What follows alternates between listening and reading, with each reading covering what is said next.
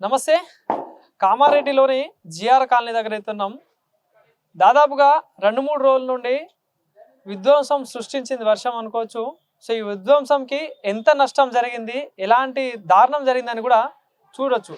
So చూసుకోవచ్చు, ఇక్కడ ఈ జిఆర్ కాలనీలో ఉన్నాం. జిఆర్ కాలనీలోని ఉన్న పెద్ద పెద్ద బిల్డింగ్లు, ఎంతో ఆశతో కట్టుకున్న ఇల్లు కావచ్చు, ఎన్నో కళ్ళలతో కట్టుకున్న ఇల్లు కావచ్చు, ఎక్కడికక్కడ నీళ్ళకి మునిగిపోయిన పరిస్థితి.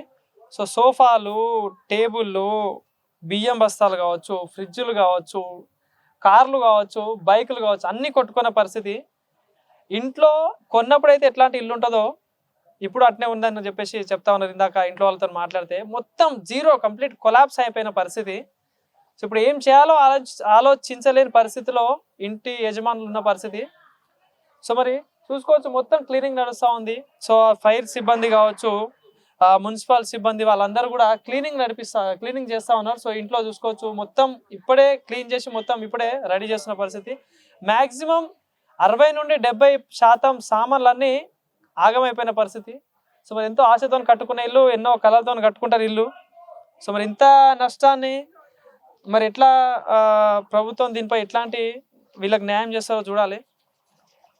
సో ఇక్కడ ఏదైతే ఫైర్ సిబ్బంది, పోలీస్ సిబ్బంది కూడా దీనికి సంబంధించిన క్లీనింగ్ సెక్షన్ అంతా నడుస్తూ ఉంది.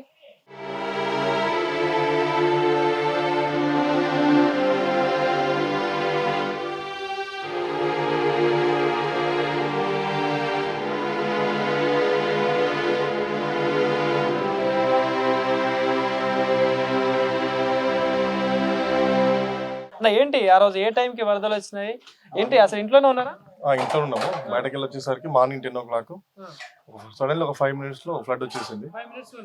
5 నిమిషాల్లోనే వెనక భాగం నుంచి వచ్చాయి. అక్కడ వాటర్ రాకుండా అవుతాము, ఇక్కడ గోడని తవ్వేసరికి ఓవర్ ఫ్లడ్ వచ్చి ఒక వితిన్ 5 minutes లో ఒక 4-5 అడుగుల నీళ్ళు వచ్చేసరికి ముగ్గురు పిల్లలు, ముగ్గురు ముసలి వాళ్ళందరం కలిసి బంగ్లా మీదకి వెళ్ళాం. బయటకు వెళ్దామంటే ఫ్లడ్ ఆగలేదు. పైకి వెళ్ళాము.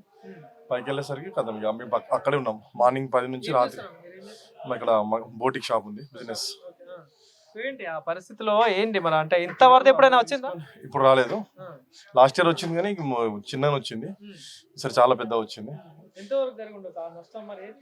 మొత్తం ఇల్లు ఏం లేదు, ఆల్రెడీ మొత్తం జీరో. ఇంట్లో ఉన్న ఫోన్ అంతేగా, గ్రూప్ ఇంట్లోకి వచ్చినప్పుడు ఎట్లుందేమో కొత్త ఇప్పుడు అట్లా అయిపోయింది. అన్ని బట్టలు, బియ్యము, ఫోన్లు, వాషింగ్ మిషన్స్, ఇక ఒక్క మెటీరియల్ కూడా లేదు.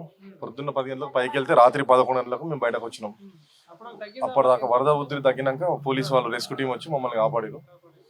అంతేగా. ఎవరైనా వచ్చి కలిసి మరి ప్రభుత్వానికి సంబంధించిన అధికారులు కావచ్చు, స్థానికులు ఎవరైనా పోతున్నారు కానీ ఏం లేదు. ఫోటోస్ దిగుతున్నారు, వెళ్ళిపోతున్నారు అంతే. ఏం లేదు, ఇంతవరకు ఏం లేదు. నష్టం జరిగిపోయింది కదా, నష్టం ఇల్లు ఏం లేదు. ఇప్పుడు ఇంట్లో మళ్ళీ కొత్తగా వచ్చినప్పుడు తినడానికి తిండి కూడా లేని పరిస్థితి. అన్ని పోయినాయి. బియ్యం, వాషింగ్ మిషన్, ఫోన్స్, ఏమీ లేదు. బట్టలు, కట్టుకునే బట్టలతో సహా ఏం లేవు. వేసుకున్న బట్టలు కూడా వేరే వాళ్ళే, మా చుట్టాలే. బట్టలు ఏదైతే కప్పుకునే బట్టలు, బెడ్షీట్లు, ఎవరు రాలేదు.